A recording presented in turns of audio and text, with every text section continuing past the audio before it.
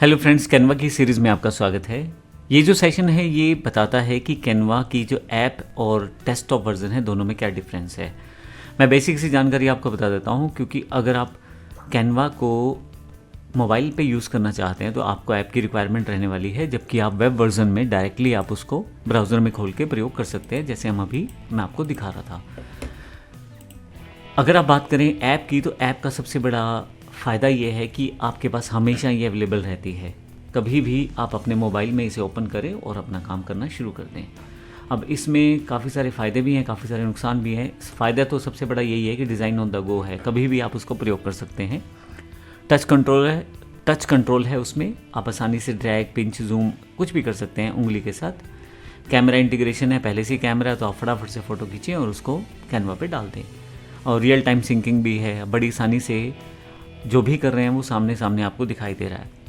लेकिन इसमें एक समस्या ये है कि कैनवा में जब आप काम करते हैं मोबाइल ऐप के साथ, तो वहाँ पे आपके पास स्पेस कम रहता है। अब ये देखें, मेरे पास इतना ही अगर स्पेस रहेगा तो मैं डिज़ाइंस को ना तो प्रॉपर्ली देख पाऊँगा, ना उस पर काम कर पाऊँगा। जितना कॉम्प्लेक्स डिज़ाइन होगा उतना ही मेरा समय भी ज़्यादा लगेगा और मैं उस तरह से उसको एडिट भी नहीं कर पाऊँगा।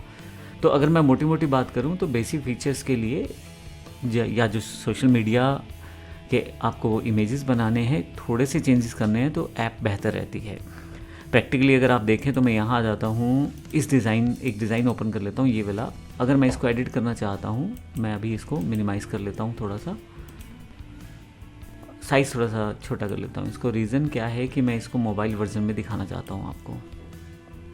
अब ये देखें, ये इस वक्त मोबाइल वर्जन में अवेलेबल हो गया है। अब आपके पास डिज़ाइन के लिए एरिया कम है। ये मेरे पास डेस्कटॉप में है, लेकिन जैसे ही आप अपना मोबाइल यूज़ करेंगे तो मैं कुछ एलिमेंट ओपन करूँ या टेक्स्ट ओपन करूँ तो वो इमेज के ऊपर आ जाता है, थोड़ा सा काम करना मुश्किल हो जाता है। तो अगर मैं बात करूँ तो अगर आप फुल डिज़ाइन टूल की बात करें तो थोड़ी सी समस्या मोबाइल ऐप वर्जन में रहेगी।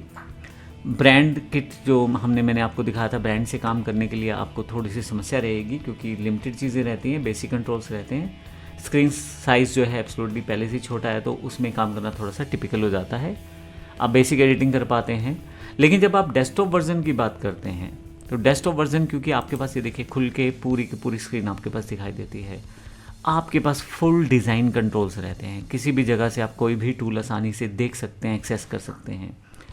और यहाँ पे अगर ब्रांड की बात करें तो जब आप डेस्कटॉप वर्जन में काम करते हैं तो पूरी की पूरी किट अवेलेबल रहती है। हालांकि मैं यहाँ पे पर्सनल प्लान में हूँ, लेकिन अगर आप प्रो प्लान का यूज़ करेंगे तो उसमें ही आपके पास अवेलेबल रहेगा। अब क्योंकि हम लोग काम कर रहे हैं डेस्कटॉप में, तो डेस्कटॉप पे काम करना और ईजी हो जाता है। किसी भी चीज़ को आप कहीं भी प्लेस कर दो, आप आसानी से देख भी पा रहे हो, कर भी पा रहे हो। जब आप वीडियो पे काम करते हो तो और इम्पोर्टेंट हो जाता है आपके पास कैनवा का डेस्कटॉप वर्जन, क्योंकि आप देखें यहाँ पे ना वीडियो में एडिट करना और टिपिकल है। आपको टाइमलाइन भी देखनी है, साथ में आपको ऊपर की तरफ वीडियोस का डेमो भी देखना है, साथ साथ एडिटिंग भी करना है। इन सब चीज़ों के लिए आपके पास स्क्रीन बड़ी होती है तो आसानी से काम होता है।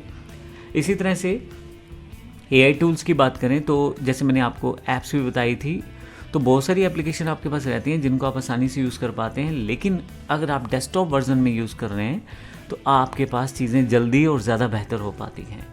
तो मैं इतना कहूँगा, अगर आप केवल सोशल मीडिया डिज़ाइंस या छोटे डिज़ाइन या सिंपल डिज़ाइन को एडिट करना चाह रहे हो तो मोबाइल ऐप वर्जन बड़ा बेहतर रहेगा। उसके लिए आप ऐप को डाउनलोड कर सकते हैं एंड्रॉयड प्ले स्टोर पे जाके। यहाँ पे मैंने आपको इसका लिंक दिखाया है।